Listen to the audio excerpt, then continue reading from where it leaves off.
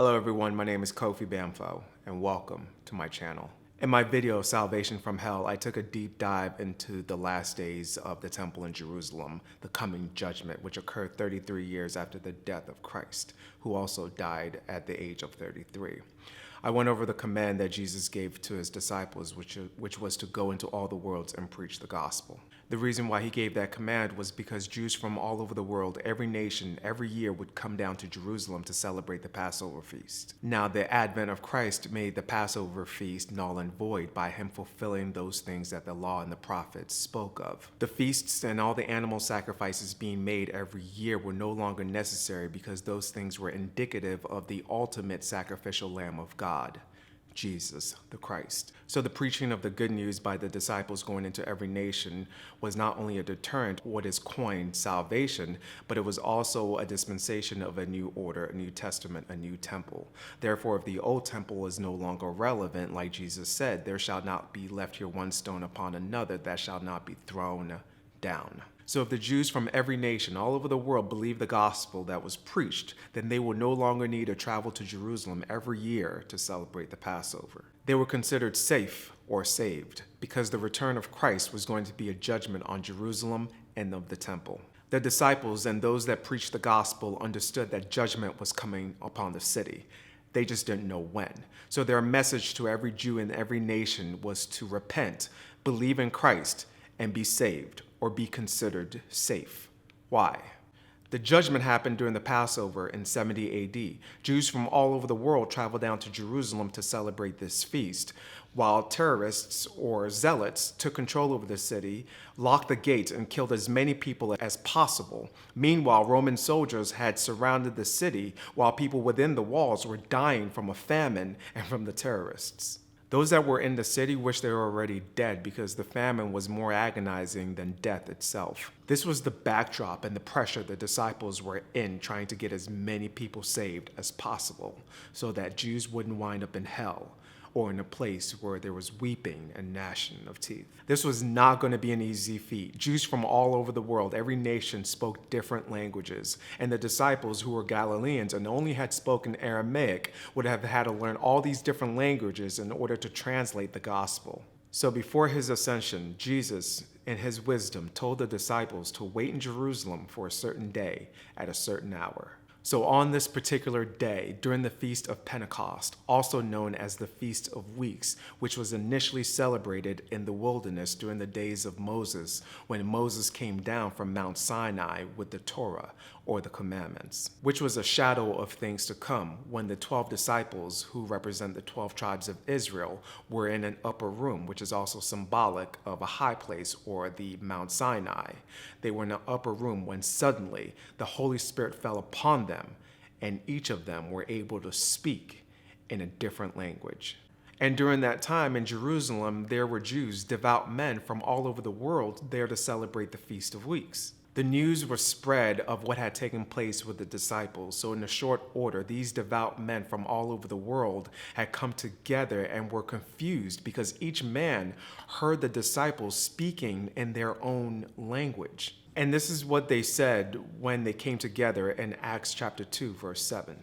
And they were all amazed and marveled, saying one to another, "Behold, are not all these which speak Galileans? And how we hear every man in our own tongue, wherein we were born, Parthians, and Medes, and Elamites, and the dwellers in Mesopotamia, and in Judea, and in Cappadocia, and Pontus, and Asia, Phrygia, and Pamphylia, in Egypt, and in the parts of Libya, about Cyrene, and strangers of Rome, Jews and proselytes, Cretes and Arabians. We do hear them speak in our tongues the wonderful works of God."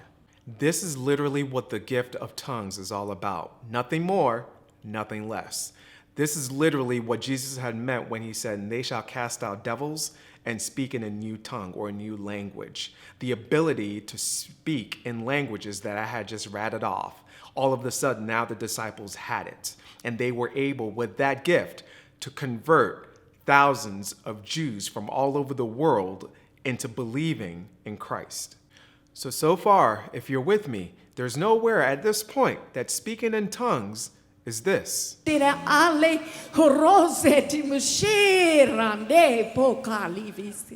I want to remind you the reason why the gift of speaking in an unknown tongue was given to the disciples was not for self-aggrandizement or to look cool, but there was a level of urgency for them to get as many people saved as possible because of the coming destruction. So let's fast forward a bit. Once Peter and certain apostles, including Paul, established churches in the Asia Minor, these churches were diverse. They were filled with Jews and Gentiles from all walks of life. And these people spoke different languages, and they all came together for one purpose. They were of the same faith.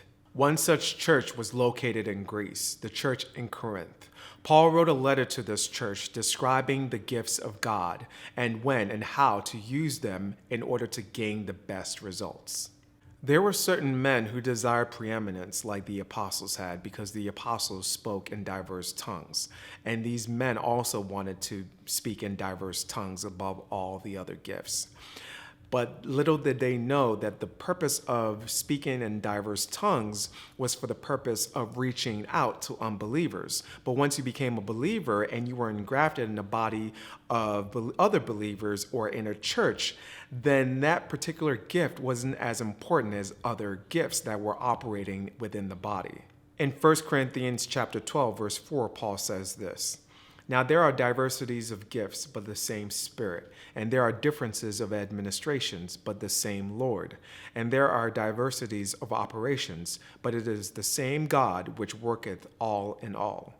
But the manifestation of the Spirit is given to every man to profit the all or withal. For to one is given the Spirit the word of wisdom, to another the word of knowledge by the same Spirit, to another faith by the same Spirit, to another the gifts of healing by the same Spirit, to another the working of miracles, to another prophecy, to another discerning of spirits, to another diverse kinds of tongues, or different kinds of tongues, to another the interpretation of those tongues. But all these worketh one and the same selfsame Spirit, dividing to every man severally as he will." So the gift of tongues was not the gift of this. The gift of tongue was the ability to speak different languages. In 1 Corinthians chapter 14, Paul gives a clear, definitive response into how the gift of tongues should operate and when it should be applied. In 1 Corinthians chapter 14, Paul says this: "Follow after charity and desire spiritual gifts, but rather that ye may prophesy. For he that speaketh in an unknown tongue speaks not unto men, but unto God.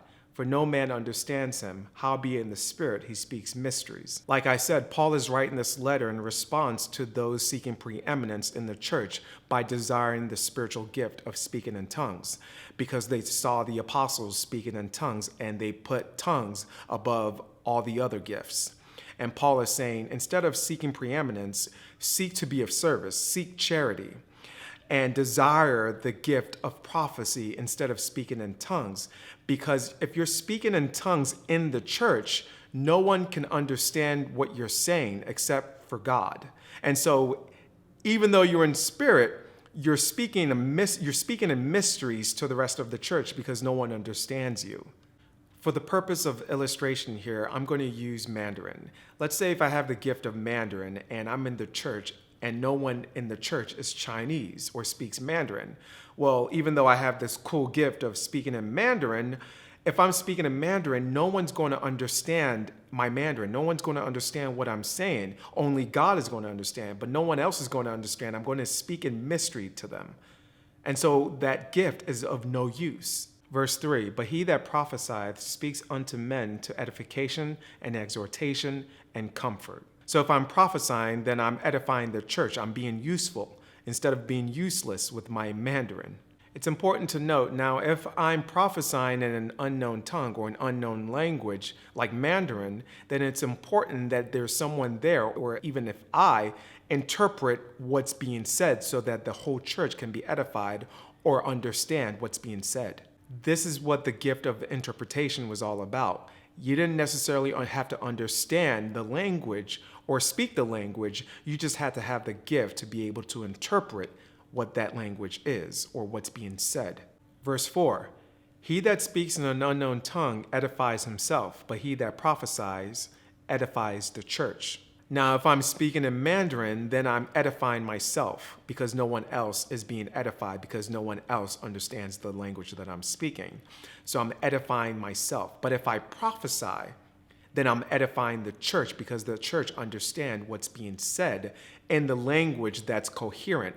Otherwise, again, they would need an interpreter to interpret what's being said. Verse 5. I would that you all spake with tongues, but rather that ye prophesied. For greater is he that prophesies than he that speaks with tongues, except he interpret, that the church may receive edifying. Verse 6. Now, brethren, if I come unto you speaking with tongues, or an unknown language, what shall I profit you, except I shall speak to you either by revelation, or by knowledge, or by prophesying, or by doctrine? It's exactly what I was saying. So if I come to this church and I'm speaking Mandarin and no one in the church understands Mandarin, then I profit no one, right? But if I come with a gift of prophecy or with a gift of doctrine or some sort of gift of revelation, then I'm of use. I'm profiting the church. Paul goes on to say in verse 7, and even things without life-giving sound, whether pipe or harp, except they give a distinction in the sounds, how shall it be known what is piped or harped? Verse 8, for if the trumpet give an uncertain sound, who shall prepare himself to the battle? Verse 9, so likewise, ye except ye utter by the tongue words easy to be understood, how shall it be known what is spoken? For you shall speak into the air. He's basically saying this. If the church is on fire, the building's on fire, and I'm screaming, the building's on fire, the building's on fire, but I'm doing it with my gift of tongues, and I'm yelling out in Mandarin. Well, if no one speaks Mandarin or understands Mandarin, no one's going to know that the building's on fire. Verse 10, there are, it may be, so many kinds of voices in the world, or so many kinds of languages in the world, and none of them is without signification. Verse 11, therefore, if I know not the meaning of the voice or the language, I shall be unto him that speaks a barbarian or a foreigner, and he that speaks shall be a foreigner unto me. This is exactly what I've been saying, is that if I'm speaking Mandarin and you don't speak Mandarin, well, you're going to look at me like, what are you saying? You're going to look at me like a deer in headlights. You're not going to understand. Verse 12, even so ye, for as much as ye are zealous of spiritual gifts, seek that ye may excel to the edifying of the church. Verse 13, wherefore let him that speaks in an unknown tongue or an unknown language pray that he may interpret. This is exactly what I had been saying. If I'm speaking Mandarin in front of the church, then it's important that I also have the gift of interpretation or someone there who can interpret what I'm saying. Otherwise, my gift or my Mandarin is of no use to the entire church. Verse 14, for if I pray in an unknown tongue, my spirit prays, but my understanding is unfruitful. Paul is saying, if I'm praying in the church in a foreign language or I'm praying in Mandarin, then I'm praying with my spirit.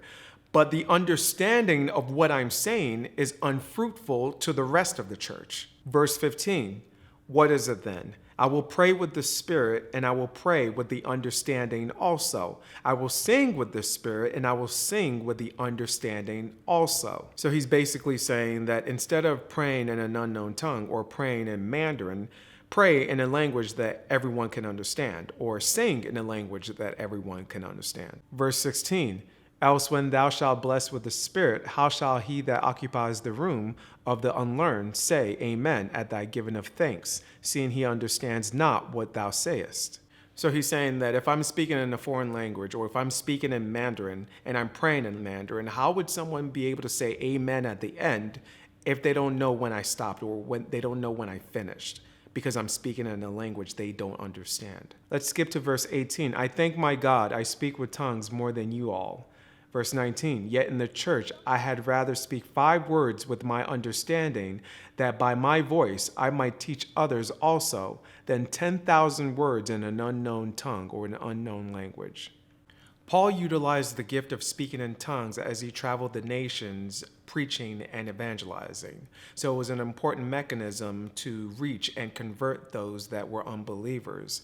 But he's saying that in the church, I'd rather speak 5 words of understanding of your understanding than to speak 10,000 words in an unknown language that you don't understand because it doesn't serve you. Let's skip to verse 21. In the law it is written, with men of other tongues and other lips I will speak unto this people, and yet for all that will they not hear me, saith the Lord.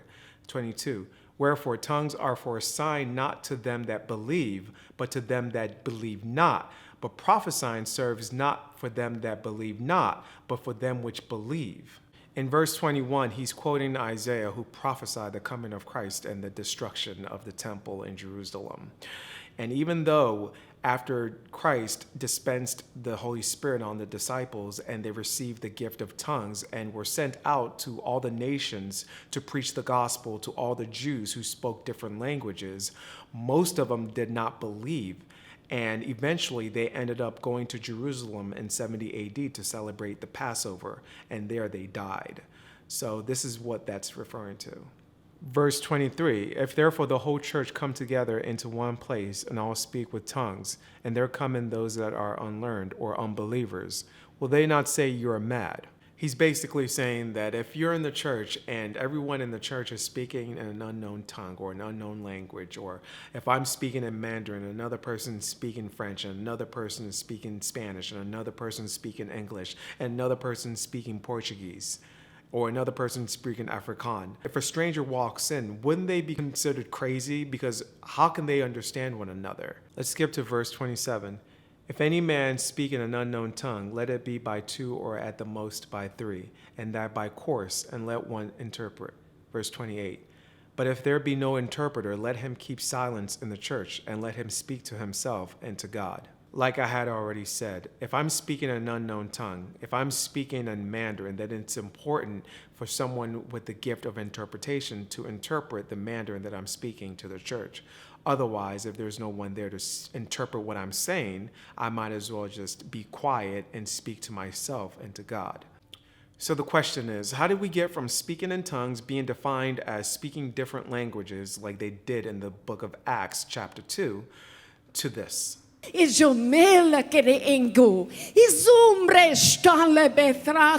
The answer can be found in the late 1800s, early 1900s by people like Charles Fox Parham and William Seymour, who began the Pentecostal movement. And during that time, they thought speaking gibberish was a sign that you have received the Holy Spirit. Speaking in gibberish is a misunderstanding, misinterpretation that has prevailed in churches all over the world for over 100 years. And it's time to question why we do what we do, why we believe what we believe. My name is Kofi Bamfo. Thank you for joining me. Until next time.